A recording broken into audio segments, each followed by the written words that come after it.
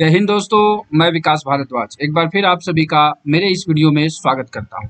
आज के इस वीडियो में हम लोग आरपीएफ, एसआईपीएफ, एलडीसी जिसका कि नोटिफिकेशन 21 तारीख को आने वाला है, उसमें कौन कौन से लोग एलिजिबल हैं फॉर्म भरने के लिए, क्या उसमें एलिजिबिलिटी क्राइटेरिया है।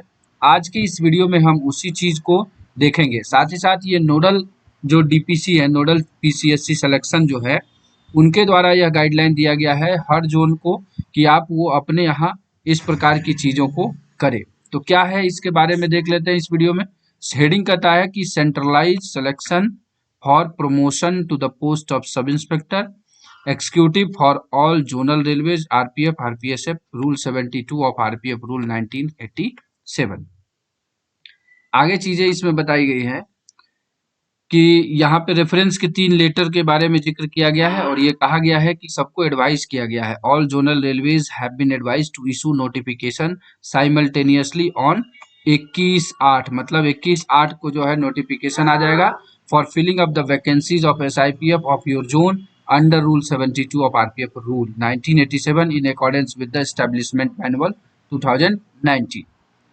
इसमें इस प्रोविजन में कहा गया है कि सबसे पहले कौन कौन एलिजिबल है। तो the date of eligibility of a constable, उसके बाद हेड कांस्टेबल और ASIs who have put in 12 years of total service including initial training period. तो आपका इनिशियल ट्रेनिंग पीरियड को जोड़ करके अगर 12 साल हो रहा है 21/8/2023 को, तो आपको क्या होगा, आप एलिजिबल हैं, इसको पहली एलिजिबिलिटी आपकी पूरी होगी।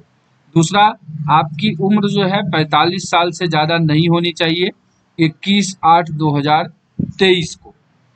लेकिन इसके संबंध में एक कोरिजेंडम हुआ और उसमें एक नया चीज़ रिलैक्सेशन, वन टाइम रिलैक्सेशन दिया गया, वो हम नीचे डिस्कस करेंगे। साथ ही साथ आपको 3 चांस मिलेंगे इस सब इंस्पेक्टर एग्जाम को पास करने में। अगर इस बार नहीं हो रहे हैं, अगले बार नहीं तो अगले बार, मतलब आपको 3 चांसेस हैं इसमें। साथ ही साथ रेलवे बोर्ड ने जो एक प्रोविज़न दिया कि जिन लोगों ने 2022 वाला जो अर्लियर नोटिफिकेशन आया था, वहाँ पर उनकी एज अगर 45 साल हो रही थी और इस साल वो 46 के हो गए, लेकिन उनको जो है वन टाइम रिलैक्सेशन दिया गया है इस प्रोसेस में। ये वन टाइम है, तो उनके लिए ये एक बोनंजा ऑफर है कि आप इसको आसानी से इस बार पास करिए और अपने किस्मत को बदलिए।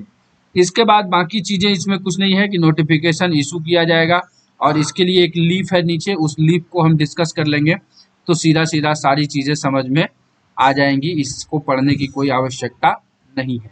ये आपको ये पीडीएफ मैं इस वीडियो के लिंक में लगा दूंगा डिस्क्रिप्शन में, जहाँ से कि आप एनेक्सर ए को निकाल करके फॉर्म अपना विलिंगनेस दे सकते हैं। इसमें एक चीज़ ये ध्यान देना है कि इसमें 2 डेट दिया गया है कि आपका एज जो है 1/6/2022 के अनुसार 45 हो रहा है या 21/8/2023 के अनुसार आपका 45 हो रहा है। क्यों? इन दोनों चीज़ों को जब हम टिक आउट करेंगे तो आपका एक वहाँ पर डेटाबेस तैयार हो जाएगा। अगली बार आप एग्ज़ाम में बैठते हैं तो उसको वो आसानी से चेक किया जा सकता है। इस लीफ में सारा टाइम टेबल दिया हुआ है कि सारा जोन जो है 21 अगस्त को नोटिफिकेशन निकाल देगा। 5 सितंबर जो है वो लास्ट डेट है फॉर्म को भरने का, तो तुरंत एकदम भर दीजिएगा इसको। 6 तारीख को आपका फॉर्म जो फिलअप किया हुआ है वो आपको सीनियर डीएससी कोऑर्डिनेशन या सीनियर डीएससी के पास जो आपका ऑफिस है वहाँ पहुँच जाएगा। वहाँ 6 तारीख से लेकर 9 तारीख तक जो है क्या किया जाएगा, स्क्रूटनी होगा। 10 तारीख को ये भेज दिया जाएगा आपको पीसीएससी ऑफिस, आईजी ऑफिस में। उसके बाद वहाँ से 13 तारीख को जो है डीपीसी के पास भेज दिया जाएगा और फिजिकल एप्लीकेशन एंड ब्रॉडशीट जो है वो 14/9 तक डीपीसी के पास पहुँच जाएगा। मतलब आपके पास अभी इस हिसाब से 14/9 और अभी तक 14/9 तक जो है आपके पास टाइम है इन चीज़ों का कि आप किस प्रकार से फॉर्म को फिलअप करके अपनी तैयारी कर सकते हैं। डेट ऑफ एग्जामिनेशन अभी टू बी अनाउंस्ड है, तो 1 महीने का समय आपके पास बचता है 14/9 तक के प्रोसेस के बाद। तो 15/10 तक एग्ज़ाम होने की संभावना है अकॉर्डिंग टू द रूल।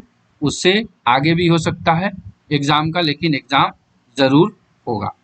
तो ये चीज़ें आप ध्यान रखिएगा कि आपको इस वीडियो में मैंने यही बताने का प्रयास किया है कि आप इस मौके से मिस मत करिएगा। फटाफट जैसे ही आपका टाइम आता है तुरंत चीज़ों को भर करके तैयार हो जाइएगा। आशा कर रहे होंगे कि आप अपनी तैयारी में व्यस्त होंगे, ज़िंदगी में मस्त होंगे।